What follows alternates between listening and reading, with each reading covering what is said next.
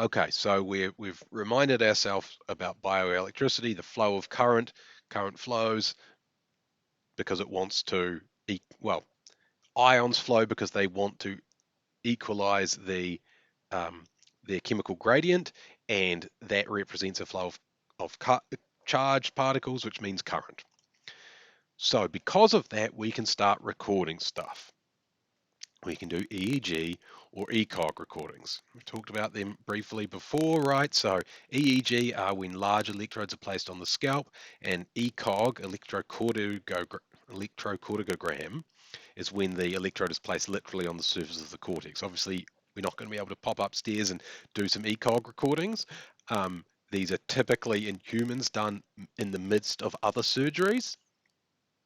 But the point here is that when neurons fire action potentials or neurons receive excitatory input, there's large amount of intracellular current flows.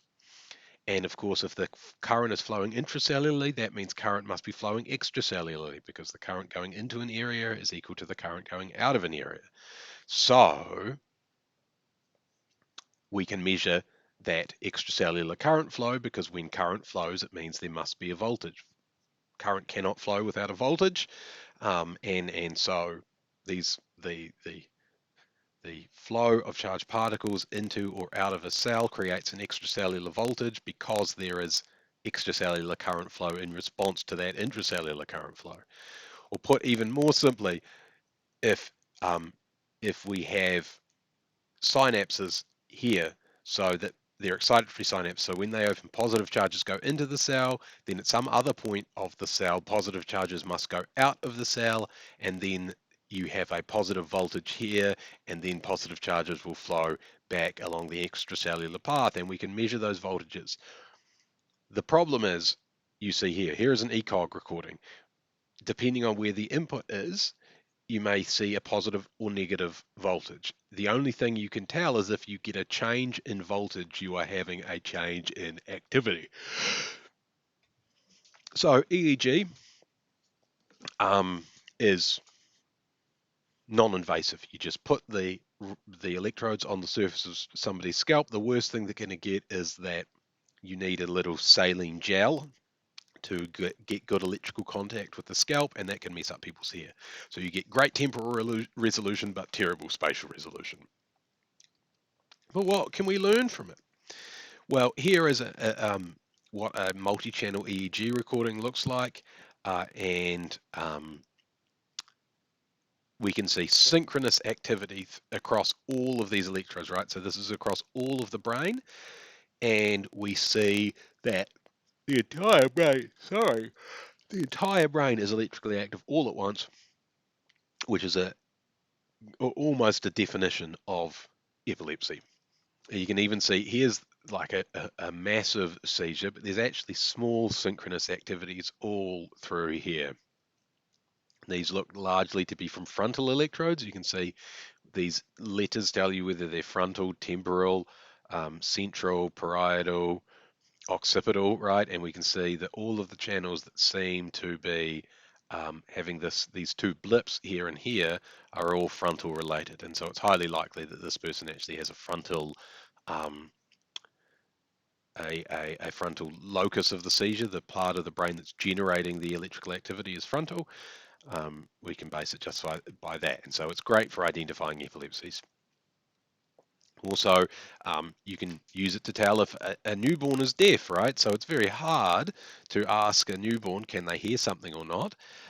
So you can actually put put electrodes on the baby and play a small sound, and you can see the electrical activity as it spreads up the brain through our cochlear nuclei, through the olivary complex, into the inferior colliculus. So this is used, I believe, in all states in Australia to check for deafness in newborns. It's certainly used in Tasmania and New South Wales and the ACT. I can tell that much for free. Now, what has been done with EEG very usefully? Well, one of the sort of textbook examples you already know about is the readiness potential, 1965, that showed that neural activity precedes conscious awareness by significant amounts. Jacques Vidal invented the brain-computer interface. Now, he did it with EEG, and essentially got a subject to look at this checkerboard pattern and then look up, down, left, or right if they wanted to move a cursor on the screen to solve a maze. Now, Jacques was a bit crazy and didn't do a hell of a lot of useful stuff with this. But what he did do was show the possibility of this, right? It was the first time it had been shown, and it really excited the neuroscience community for a few years, and then the idea kind of petered out. And the idea petered out because these were done by handwritten algorithms. That is to say, you would look at the waveform and you would say, well, it kind of looks like the waveform looks like this every time the person looks to the left or the right. So I'm going to say that if the waveform looks like this, then move left. And if it looks like this, move right. And if you wrote that algorithm wrong, well, it didn't work very well. So it took until much more recently for significant advances to be had. And I want to just show you one from last year, and hopefully the video will record the sound. So what these are ECoG recordings from the surface of patients who are undergoing epilepsy surgery. Okay, so this is still a proof of concept, but what is happening is that by using deep neural networks, i.e. artificial neural networks, they are recording the ECOG signals and then predicting the speech. So let's have a look.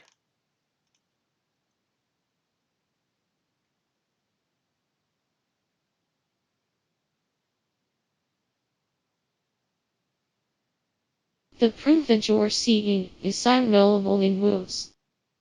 Right, so how, if you remember from CHP 311, neural networks are always trained on data. So they got people during these seizures, during the epilepsy surgery to speak words, to say words, right? And then the neural network was asked to predict the speech waveform.